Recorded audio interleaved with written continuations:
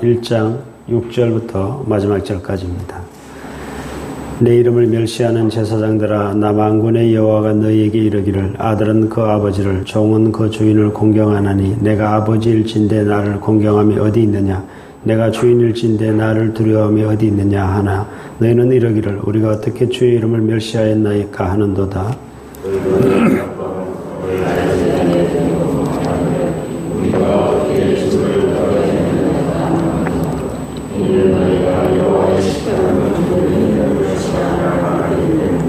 만군의 여호와가 이르노라, 너희가 눈먼 희생제물을 바치는 것이 어찌 악하지 아니하며 저는 것 병든 것을 드리는 것이 어찌 악하지 아니하냐. 이제 그것을 너희 총독에게 드려보라. 그가 너를 기뻐하겠으며 너를 받아주겠느냐.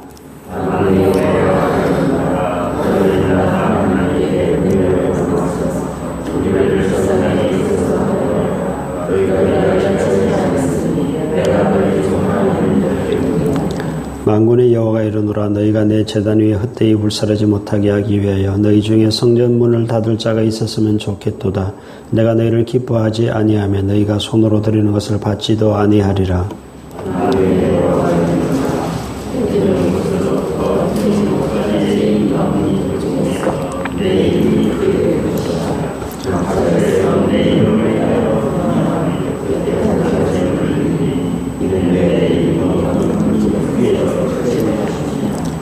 그러나 너희는 말하기를 여호와의 식탁은 더러워졌고 그 위에 있는 과일 곧 먹을 것은 경멸히 여길 것이라 하여 내 이름을 더럽히는도다.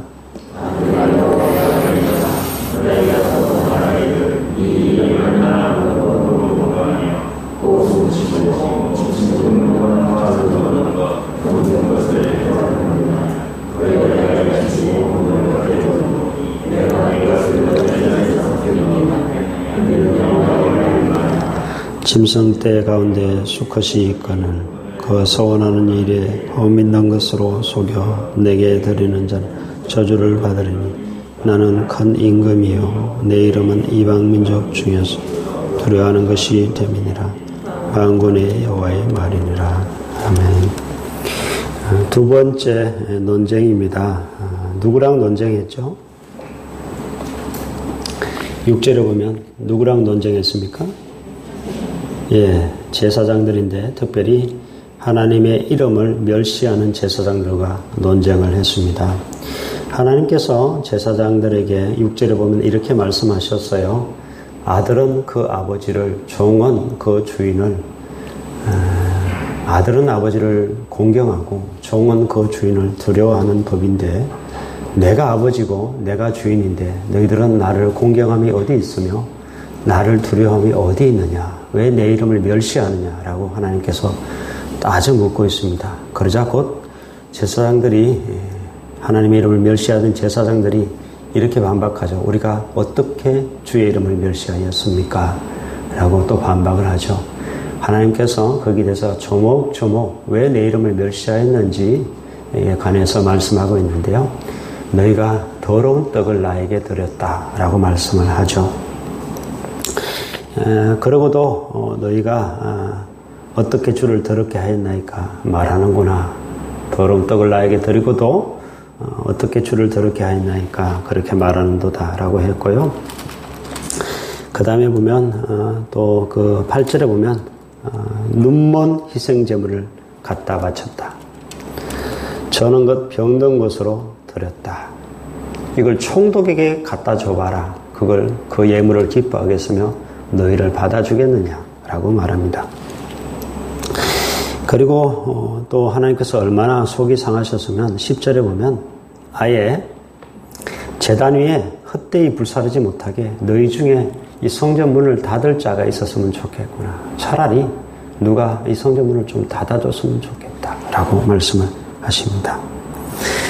또 그 제사장들이 뭐라고 이야기를 했는가 하면 13절에 보면 이 일이 얼마나 번거로운고, 제사들이 드리는 것이 얼마나 번거로우며 또 번거로운 거 하며 코웃음 치고 훔친 물건과 저는 것 병든 것으로 봉헌물을 드렸다라고 말씀을 하고 있습니다.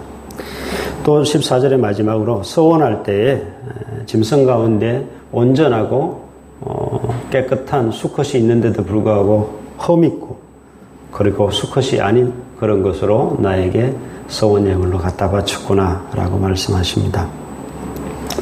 이 모든 것을 향해서 이 모든 그들의 태도를 향하여 하나님께서 하시는 말씀은 내가 너희를 안 받겠다. 그 제사 안 받겠으며 내가 너희를 또 받아줄 수가 없다라고 말씀하시고 있고요. 그렇게 드리면서 하나님께 은혜를 아무리 구하여 봐라. 내가 너희를 불쌍히 여기겠는가. 내가 너희 중에 한 사람이라도 내가 받아주겠느냐. 그리고 그렇게 드리는 자는 저주를 받을 것이다 라고 말씀을 하고 있습니다. 어제 제가 서룹바벨 성전이 지어진 다음이라고 말씀드렸습니다. 그리고 제사가 행해지고 있다고 그랬습니다. 왜 그걸 기억하라고 했는가 하면 오늘 본문 때문입니다. 보십시오. 70년 넘게 지금 제사를 안 드리다가 이제 제사를 드리게 됐는데 그 제사가 한마디로 개판이었다는 이야기입니다.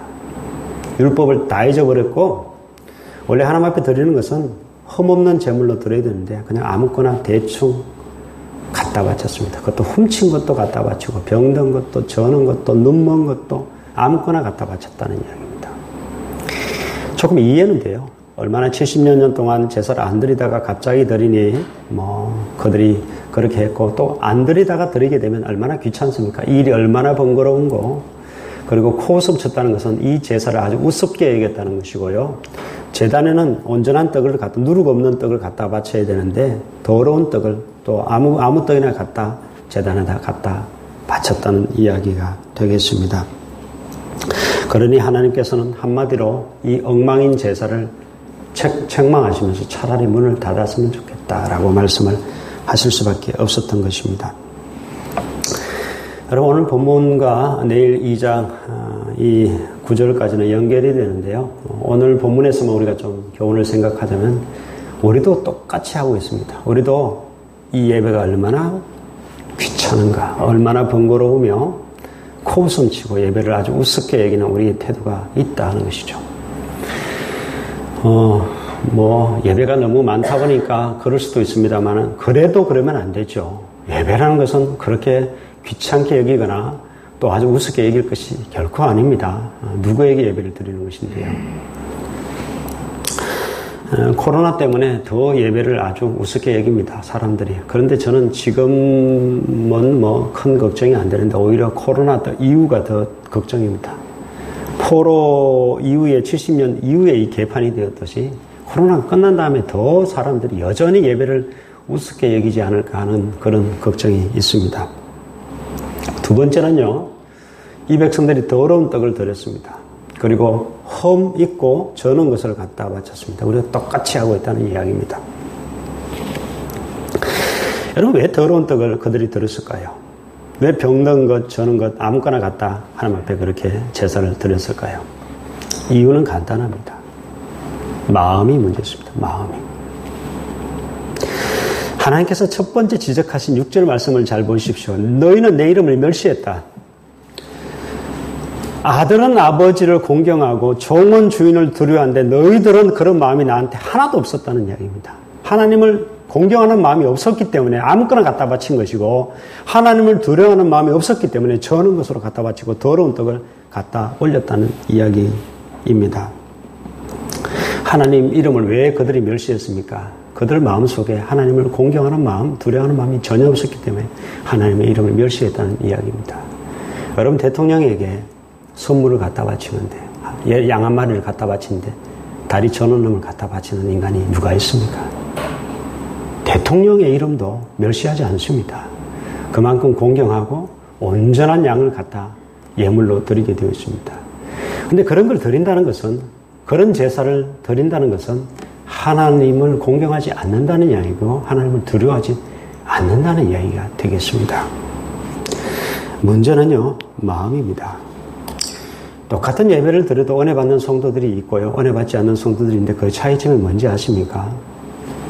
은혜 받는 성도는 하나님을 공경하는 마음이 있고 하나님을 두려워하는 마음이 있습니다. 삶에서든 여기 나와 앉아 있었든 간에 하나님을 두려워하고 하나님을 공경하는 마음이 있습니다. 은혜 받는 성도는 반드시 그렇습니다. 근데 은혜 못 받는 성도는 똑같은 예배도 은혜 못 받는 성도는 삶에서도 하나님을 두려워하지 않고 하나님을 공경하지 않을 뿐더러 여기 와서 앉아 있는 것은 형식적으로 앉아 있습니다. 절대 은혜 못 받습니다. 우리 조상들을 생각해 보십시오. 얼마나 예배를 소중히 여긴지 아십니까? 저희 부모만 해도 토요일 오후만 되면 반공일이라고 딱 정해놓고 토요일 오후부터는 일손을 놓았습니다. 주일을 위해서 준비했습니다. 옷을 다렸습니다. 목욕 재개했어요. 그리고 토요일 저녁이 되면 지폐를 다리미로 다렸습니다. 더러운 돈 드릴 수 없다고 다렸어요. 구겨진 돈 드릴 수 없다고 다렸습니다. 그들 마음속에 그런 행위가 중요한 것이 아니라 뭐가 있었죠? 하나님을 정말 두려워하는 마음이 있었고 공경하는 마음이 그들 속에 있었습니다. 우리의 주인이다. 우리 아버지다. 하는 그런 마음이 있었단 말입니다. 여러분, 문제는 마음이에요. 주의 이름을 멸시하지 않는 그 마음, 하나님을 두려워하고 공경하는 그 마음이 있으면 예배가 바로 될 수 있습니다. 예배가 바로 되면 하나님이 그 예배를 통해서 축복하실 수가 있고요. 그렇지 않으면 하나님은 오늘 본문처럼 저주할 수밖에 없다. 절대 우리를 받아줄 수 없다라는 이야기입니다. 여러분 속에 정말 하나님의 이름을 정말 높이고 또 하나님을 두려워하고 공경하는 그 마음 회복하셔서 바른 예배를 드릴 수 있기를, 또 그래서 여러분이 하나님의 복을 예배를 통해서 받아 누리기를 주의 이름으로 축복합니다. 기도하겠습니다. 하나님 아버지, 성전은 지어졌지만 제사는 엉망이었습니다. 그들 마음속에는 하나님을 두려워하는 마음이 전혀 없었고 경외하는 마음도 없었으며 오히려 그들은 그저 형식적으로 그렇게 하나님께 제사만 드리고 있을 뿐이었습니다. 그들은 총독의 이름보다도 하나님의 이름을 더 멸시하였고 정말 어처구니 없는 그런 제사를 드리고 있었습니다. 하나님, 우리 속에도 이러한 모습들이 똑같이 있음을 생각하게 됩니다. 얼마나 우리가 예배를 귀찮게 여기고 우습게 여기며 또한 하나님의 이름을 멸시하며 하나님을 공경하지도 않고 하나님을 두려워하지도 않는 마음이 우리 속에 있음을 솔직히 고백합니다. 하나님, 우리를 불쌍히 여기주셔서 다시금 우리의 마음이 다시금 회복될 수 있도록 도와주시고 하나님을 온전히 공경하고 두려워하는 주의 백성들 되게 하셔서 바른 예배, 삶에서의 바른 예배, 또한 현장에서의 바른 예배를 드려 하나님의 큰 축복받는 저희들 될 수 있도록 하나님 축복하여 주시옵소서. 사랑이 많으신 예수 그리스도의 이름으로 기도드립니다. 아멘.